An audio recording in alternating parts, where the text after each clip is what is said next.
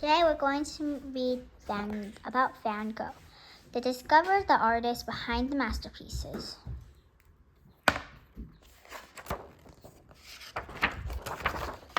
Van Gogh.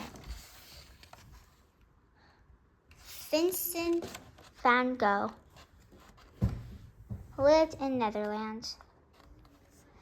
He had to grow up in the shadow of his charmistic and exciting brother Theo. Confident, Theo went off to make his fortune in Paris selling art. Quiet, thoughtful Vincent. Only by Theo he found a job working in an art gallery near his hometown. He loved the beautiful paintings in the gallery, but for some reason he didn't feel happy and just knew something was missing. He just wasn't sure what.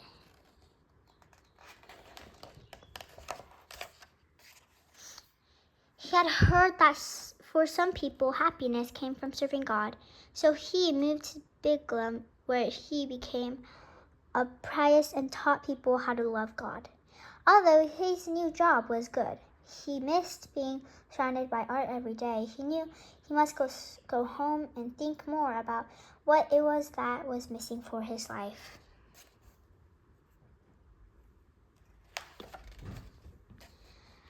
Back in Netherlands, Vincent tried his hand at turning his drawings into paintings. The problem was he couldn't find anything he could inspiring, and his paintings kept coming out a sludgy shade of brown. These paintings weren't selling, and he soon ran out of money. Vincent was stuck, but he knew what to do. Theo. So Vincent wrote his brother a letter. Theo told Vincent to come to Paris immediately. Together, they would try and help him out of his gloomy phase. Theo knew lots of successful artists in Paris who might have some good tips.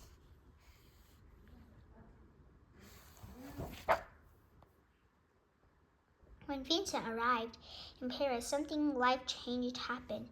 He saw paintings by a group of artists. We now call them the Impressionists. The Impressionists used bright color and dancing brushstrokes to paint how things looked in a fleeting moment. Vincent was amazed. He instantly started painting with bright colors and new energy in his brush. He called the new way of painting colorless. His friend said this is a moment when Vincent changed from a young guy to a man-singing bird.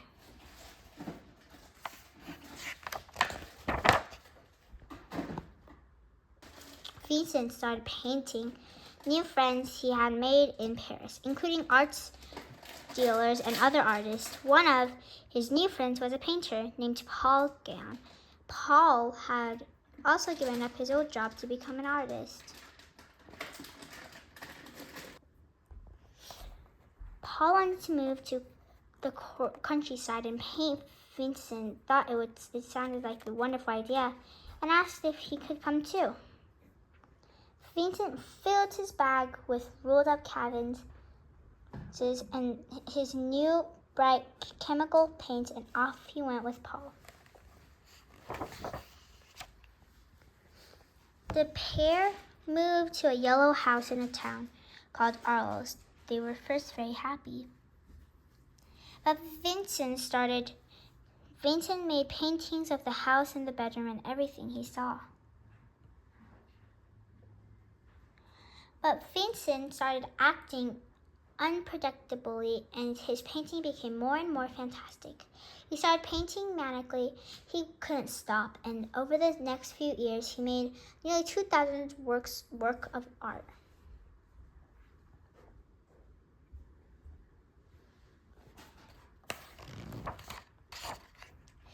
Vincent took himself for very long walks. He was overwhelmed by the beauty and swirling leaves on the trees and warm orange colors of the fields.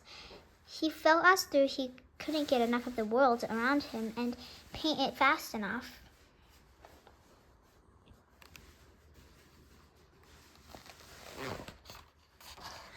sometimes gathered flowers and his walks and from their beautiful garden and made careful paintings of them.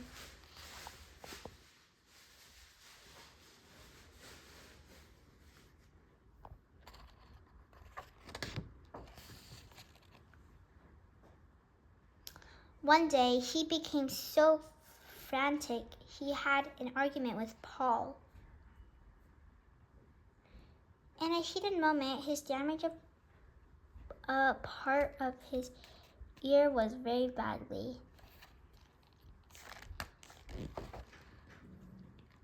Vincent knew that hurting himself wasn't a good response to be upset with Paul, so he took himself to the hospital to get better. While he was there, he comforted himself by painting the view of the bedroom window. In his diary, he wrote that the stars made him dream and he thought that sky looked more alive than in the day.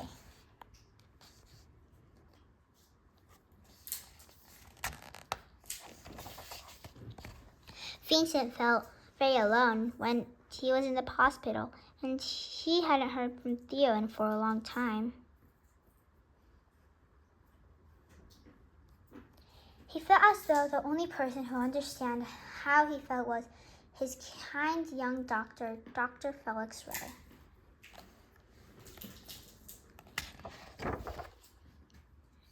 In the spring, Vincent left the hospital and wrote to his beloved brother, Theo, which made him feel a bit better. Although he was still very unwell, Vincent found the joy he had been searching for in painting the cornfields and landscapes around him.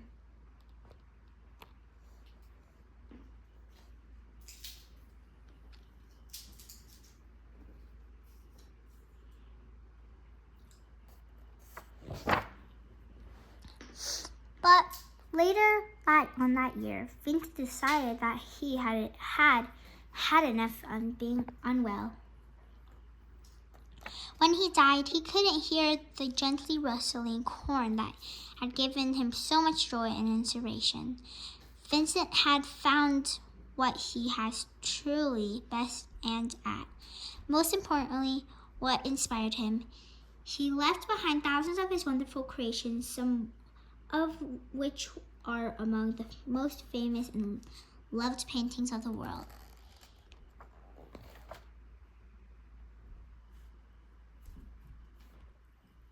And these are in his masterpiece. The Potato Eaters, 1885. Van Gogh painted these farm workers eating potatoes for dinner before he started using bright colors. The painting is so muddy brown, it almost looks like the skin of a potato. Pierre Tanguy, Father Tanguy, 1887 to 88. This is a portrait of a paint maker and an art dealer named Julien Tanguy. Van Gogh called him Father in the title because Tanguy shared his food and money with artists and acted like a father. Can you see any difference between these pictures Van Gogh painted of himself? He painted one before he started using color.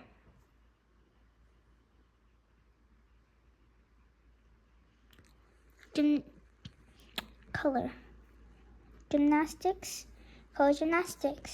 and the other one just after. Van Gogh's Bedroom and Artes, 1889. Vincent painted this view of his bedroom and Arles 3 times and wrote to his brother Theo to ask advice what color to paint the wall. Sunflower, 1888.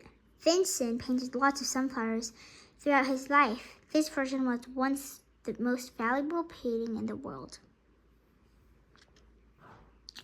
Self-portrait with bandaged ear, 1889.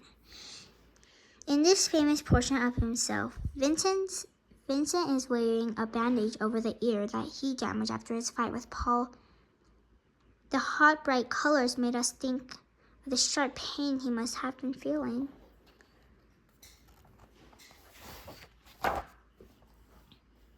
The Starry Night, June 1889. At his lowest point in the world, in the hospital, Van Gogh painted this picture of a swirling spangled night sky outside his bedroom window. He said in a letter to his brother that I hope was in the stars, and became one of the best known paintings in the world. Noon or Siesta after Millet, 1890. Vincent copied a painting by his favorite artist, Millet, but he painted it with his own special color aggregates. Vincent's version is full of energy, switching brushstrokes, which look surprising next to a still sleeping people. Weeded with Crows, 1890. This was Vincent's last ever painting before he died. The sharp, spiky yellow brushstrokes made you think of the stubbly cornfields after the harvest. Thank you for watching, and here's some credits if you want to read it.